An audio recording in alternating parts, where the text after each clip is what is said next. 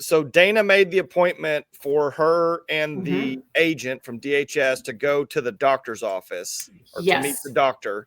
When did she show up with that court order in the police? Did she show up at the doctor's office, or was it after that? Yes. So she was like, hey, we just need to talk to your doctor, clear this up. And she came to the doctor's office with the court order and the police. So there wasn't even any real intention to clear it up or anything. No, she had not sat with the doctor. She had not learned about the treatment plan. Wow. She did not know what was going on. What she did was in the background, and mom can see that in the notes, the medical notes for the hospital.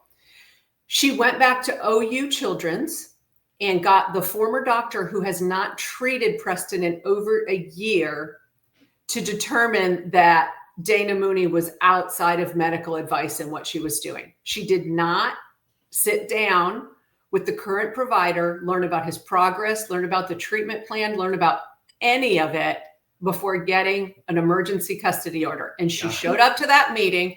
It's a bit of a trap to make their work easier. Yeah, bring the kid, you come, go to the doctor's office. It's a neutral location. We'll talk this through. This is a retaliatory report. We get it. She walks in with 2 policemen and a court order.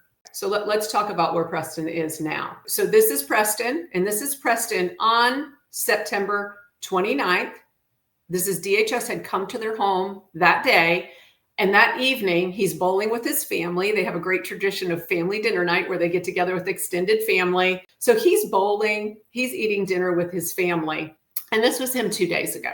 So you can see the massive inflammation in his hip. That is from the infection from the bone marrow biopsy. And you can see this is him in the corner here lying flat. So you can see where the bone marrow biopsy, which is a needle that goes in, but if you look around it, you can see what's happening there. During my interview, we had to stop several times because they came in to poke him and take blood multiple times within a 2-hour span. And then they came to take him for an MRI, and he was unable, an MRI is where you go into the tube and they do the scan and it takes some time. He was unable to complete that procedure because he was crying out in pain. His mom said, no, time, we're not doing this to him. You've got to get him out of there. Just getting from his bed to the wheelchair was an incredibly painful thing to watch. There he is bowling. 2 weeks ago. And